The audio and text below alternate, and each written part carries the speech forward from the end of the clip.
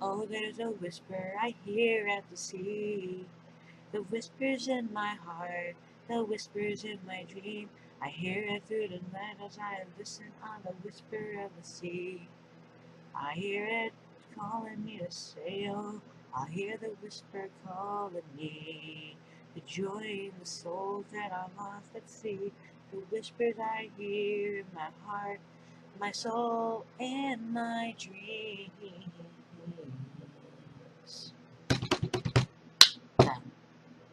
We're doing a review on, yes, Bridle Gossip. I really disliked this episode because, oh my god, they made them all hypocrites, including Twilight. And this is what I hate.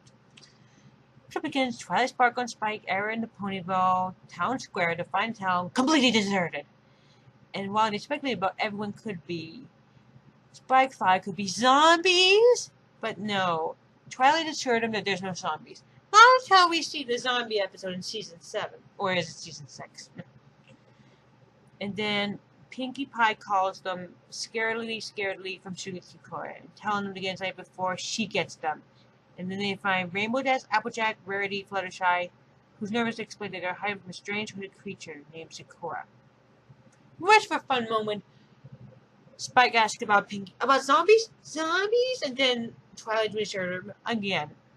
The only pony not scared is Applejack's younger sister, Apple Bloom, which is her first speaking moment since the first episode she appeared. Also present, according to the other ponies, no one in Ponyville knows what Sakura reasons to visit the town are expected. She does so monthly. They also know that she lives in Everfree Forest, a self-provided environment which is almost alien to Ponyville. You know, the animals are able to take care of themselves, feed themselves, clean themselves, plants to take care of themselves, cows are able to do themselves. I know you guys don't understand the quality of this lifetime, but we humans, we're used to it. I mean. Forget about what I said. In any case, in human form, I mean when we go to EG World. Or comment. Now,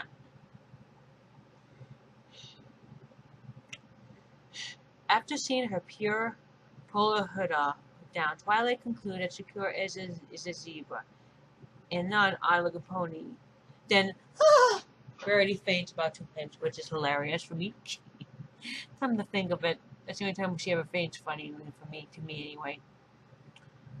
Now, the gray and white are her strange manes are really her natural color. According to the book Twilight had read, a Sakura species is from faraway land.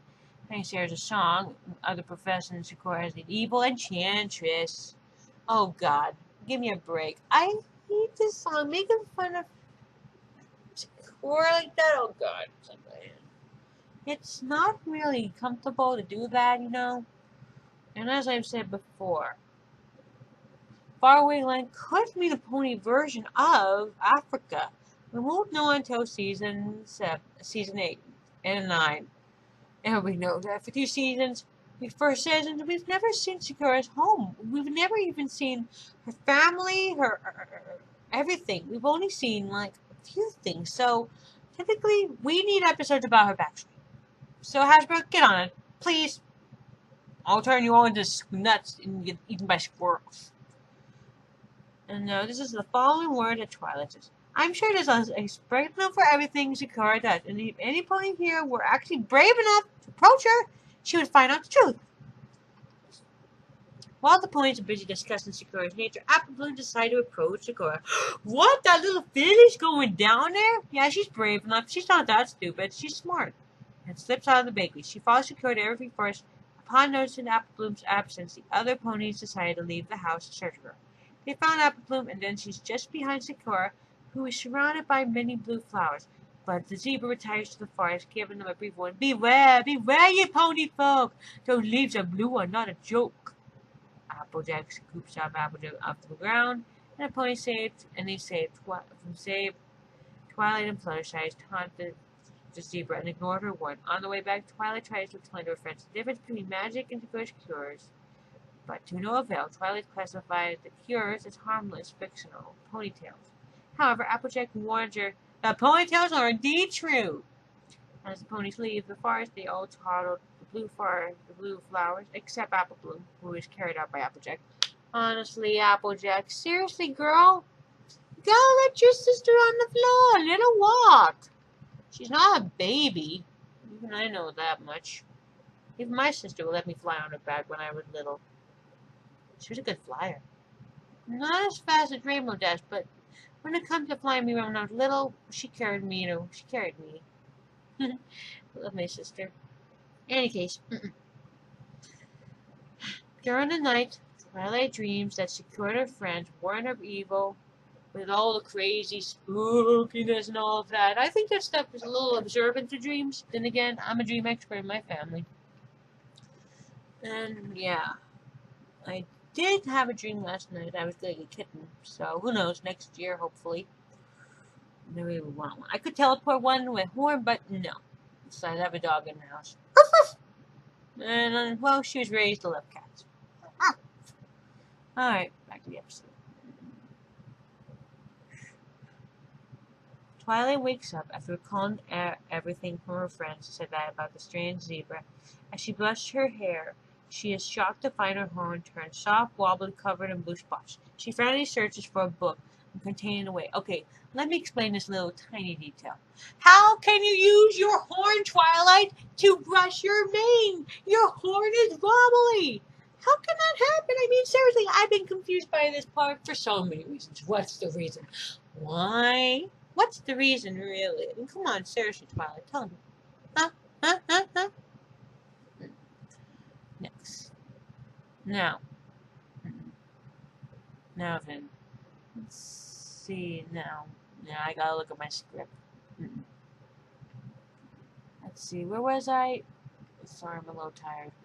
I haven't slept. I've been reading a lot. A bit too much, but I can't help it.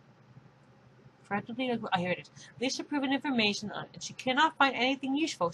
Then Spike, smart little dragon boy, found a book on supernaturals that may have been overlooked. But she insists that there is no need to even open it because details supernatural, superstitious, useless information, and she doesn't really realize it. Oh God, this is so stupid. But she will realize it later. Her friends are at the library. Each of them has an unlimited dog. Pinkie Pie now has a blue tongue swollen to the point of hanging out her mouth. She can't speak intelligibly or without spitting.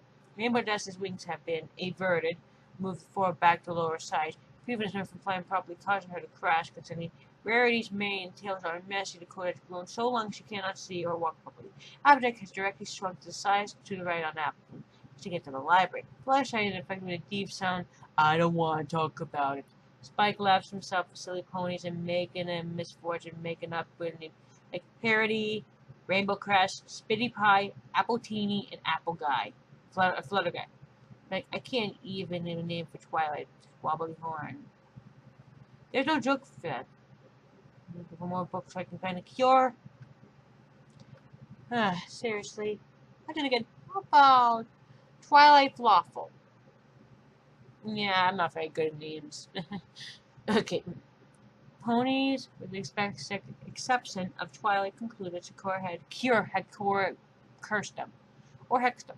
He resorted to confront her in the forest and hoped to find a cure. But Apple Bloom, the only one with the reasonable mind that she has, believes she's alone to blame for all the ponies' element and ventured ahead to find a cure. As Apple Bloom leaps, Applejack wonders out loud and she's going to jump into her tail. When there's no Applejack missing, the first worry is if they stepped inside on her. Ooh, ow! I got a bit of apple on my butt. Look, I got Applejack on my butt. Yeah, I know it's not funny. Hey, anyone could make that joke. Anyone could make that reference. Any case, then upon reason that Bloom is gone, they had to go to see if Zakor had hurt them. Set out to search for her.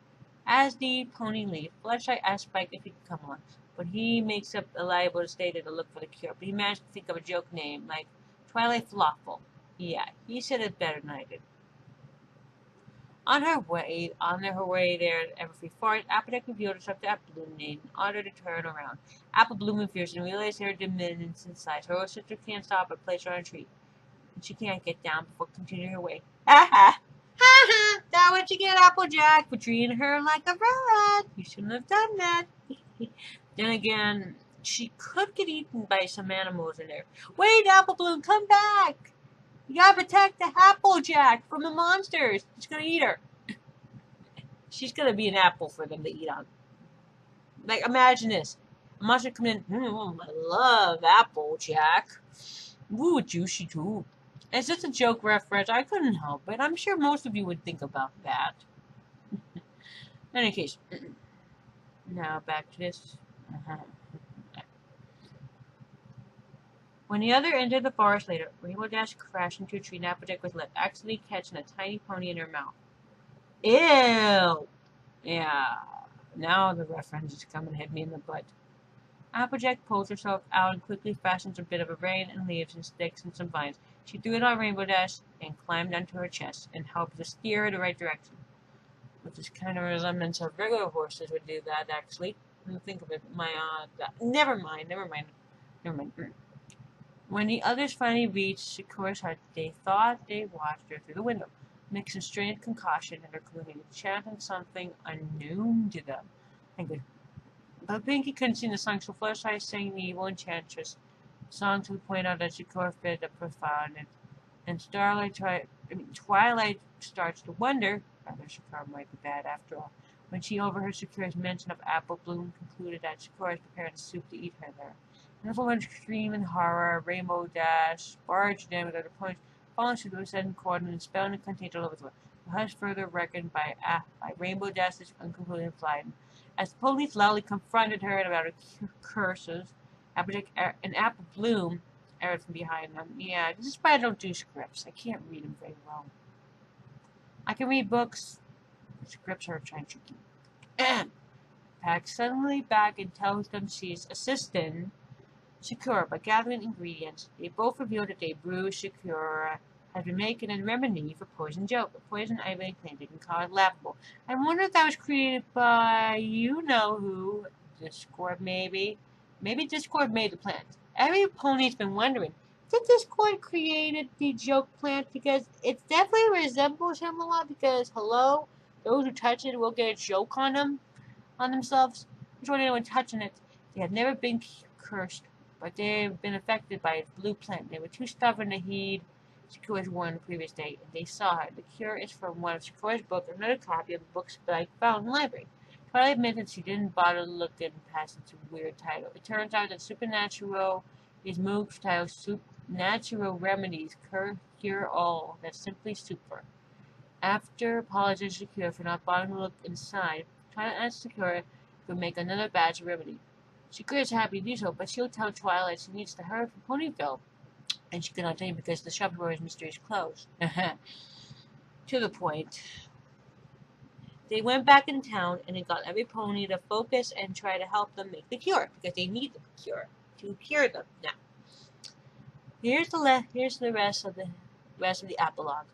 The ponies escort Sakura back to town where the other ponies are still afraid of her, and Twilight talks to the ponies that the scene cuts from the characters having a bath in Spot, but Twilight gave her a friendship report and a voiceover. Both the Spot ponies asked her for the recipe, and the episode ends with all ponies cured of the poison joke, affects them briefly. Now, here's the lesson that Twilight had learned.